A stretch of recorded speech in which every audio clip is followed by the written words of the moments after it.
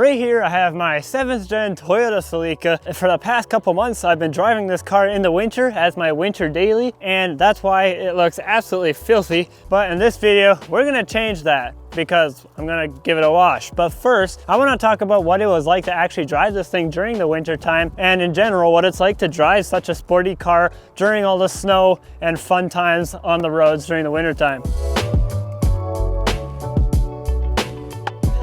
So I just want to start off by saying this last winter never had any issues with driving and actually drove really good. Never hit the ditch once, unlike someone I know with a very similar car to mine that did hit the ditch this winter. Just putting it out there, that was not my car, okay? But I never had any issues, okay? I'm gonna start off by washing this thing, and in the meantime, while I start washing this thing, I'm gonna go over some of the things that are good with this car and some cons about driving this car in the winter. Had to take a quick detour to detour some water because right now it's so sunny that all our snow is melting, and we got an active waterway now going all the way down to the parking lot. Oh, all right, shovel just decided to do that. Now we're ready. Water goes that way instead of towards the shop. Let's wash my car. I will say starting off that it is of course a very fun car to drive even in the winter time. Driving a sports car is like the best thing you can do. Just having fun, and it drives nice, handles nice, and it drives like a sports car, which is always nice compared to driving a big truck or something that is like big and bulky. This car is nice and small and compact. You can park it anywhere. You don't have to worry about anything, especially in the tight roads when they're full of snow. This car is very nice and nimble. Being front wheel drive, this car also gets lots of traction because there's lots of weight in the front of the engine, so being front wheel drive gives you that traction on that snow, and I don't have to worry about spinning out the rear end because it's not rear wheel drive. Would be nice of course if it was all wheel drive, but front wheel drive is just as good for how light this car is, and it gets me around. Don't know why my window's making that noise. Well, what I was gonna say after I got interrupted by my window is that this car is actually pretty good on fuel too, so I haven't had too many issues. Fuel wise, not too bad because this car is pretty decent on fuel to begin with, especially if you compare it to the big trucks and anything bigger than a little car like this. It's going to be a bit of a gas guzzler. Of course, this is also a 2001, so it is over 20 years old. In fact, it's 25 years old, so I would say that this car is pretty good for a 25-year-old car. I would say another thing about this thing is the clearance is actually not too bad, and it is a pretty low car, and I also actually did lower it recently. I put some coilovers on it, but this car is actually not too bad, and it does get you over that snow. The only thing I do have to worry about is that front lip, as I've almost hit a couple parking barriers because it is pretty low, but just barely squeaked by, and I'm still doing all right. But snow wise, it's never bottomed out so far, so I guess that's good. I will say this car actually has pretty decent headlights. These ones are of course aftermarket. I would recommend getting some nice clear ones, even if that means polishing up your old ones or something. But once they're nice and clear, these things are actually pretty bright, and I haven't had any issues, especially high beams, super bright. The only downside is they're really hard to adjust. We've had some issues before with adjusting these headlights, but once you got them in, just lock them in place and you'll be set.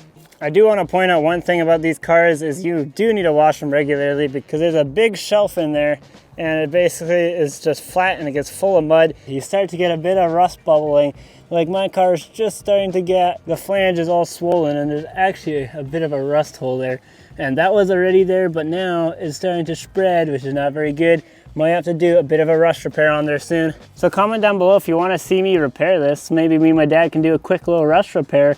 On the fronts too, you got to make sure you wash out your wheel wells, and if these are metal fenders, they will get mud stuck in the flange and they will rust. Luckily for me, these are actually custom made fiberglass fenders with a little bit of a design in them that my dad designed, and there will be a link down below if you guys are interested. Fiberglass fenders never rust. I don't know why I said it like that.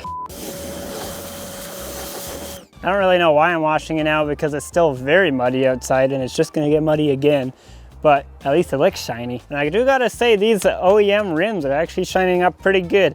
This is like the only good one I have left though, because all the other aluminum rims are starting to look like this, and they just get very corroded and look like junk. So I'd say let's get this in the shop and swap these tires out for my nice looking summer rims. Because I think it's time for some summer tires, because I'm saying it's summer. It's warm enough. I know there's still snow on the ground, but it's summer. Hopefully we don't get hit with another false spring. It's summer.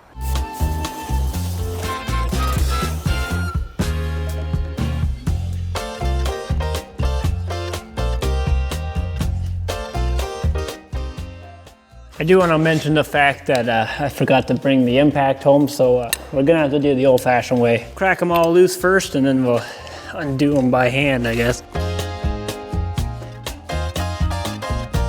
Oh, I'm like eating the microphone right now. This is gonna be really loud. I will say, having good winter tires definitely helps with your winter driving, so make sure you got some good ones. But yeah, I'm over here. Let's go take a look at my new summer tires, because they're gonna look way better than these winters. All right, off with the old, ugly original rims, but everything's so muddy.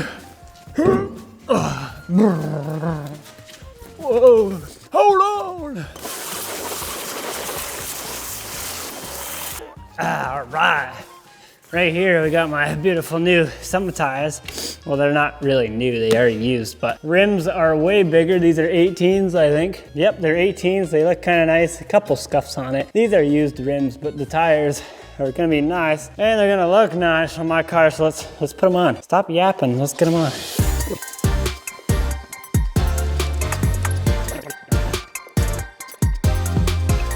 Motegi Racing R7. Look it up. That's what the brand is, if you're wondering. Motegi Racing, M-O-T-E-G-I, Racing.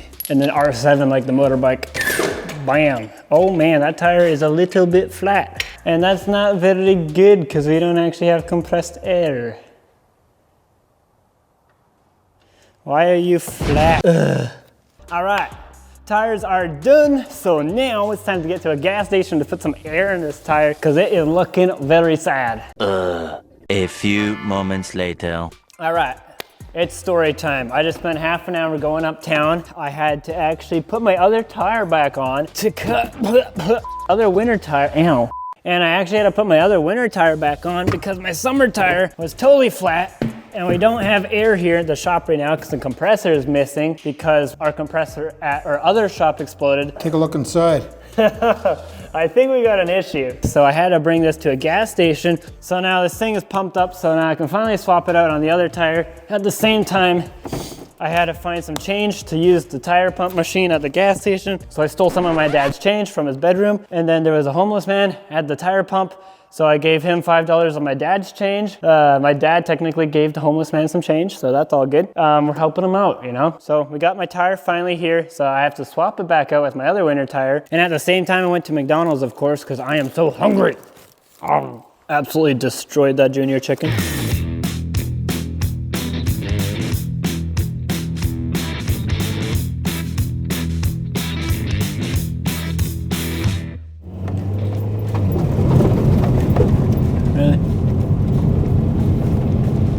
Flinging mud everywhere, dang. These summer tires are way lower profile than my winter tires. Just being a sports car in general, this car does ride fairly like rough. It's got really good handling, but it's also really stiff. That's something to keep in mind if you are a luxury driver and don't like to feel bumps. Maybe this car is not for you, but if you really like to feel the raw feeling of a nice sports car, this is the car for you. Another kind of annoying thing with this car is the inside windows really fog up, especially that back window. Not only fogs up, but if it's cold enough, it will frost more on the inside than the actual outside. And that goes for these windows as well.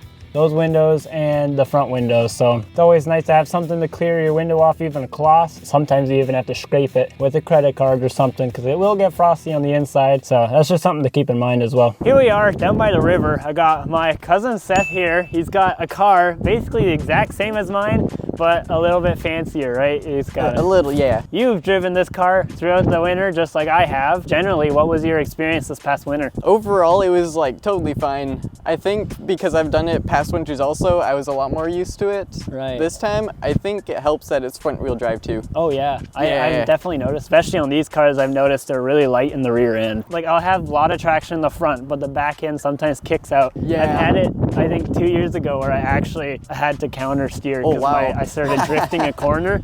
I would recommend possibly putting something heavy in the trunk that could also help. And good winter tires will help a lot. Definitely. Yeah. Yeah. I know that you've had a couple incidents this last winter recently. Yeah. These are his summer tires on right now, and he kind of put them on a little early, and he got a little excited because of the fall spring that we had. Yeah, there wasn't even snow or anything. It was totally fine. But the day after I decided to do it, of course, it decides to snow again. It started snowing immediately after you put your summer tires on. The car ended up in the ditch a little bit. A little bit. It wasn't because I was going too fast, but since it was so slow, it just slid off. Yeah. But yeah, these are really solid cars to drive in the wintertime. You also have a manual, and I have an automatic, so have you noticed any differences with that? I haven't had anything to compare it to, but I've heard that manuals are better for in the winter. You have more control over the torque and stuff. Yeah, can kind of prevent slippage. Yeah. Well, there you have it, guys. That's what it's like to drive a sports car in the wintertime, and specifically my 7th gen Toyota Celica. So anyway, I hope you guys found this video helpful, and if you enjoyed it, give the video a like. It helps the video out, and I'll see you guys in the next one. See ya.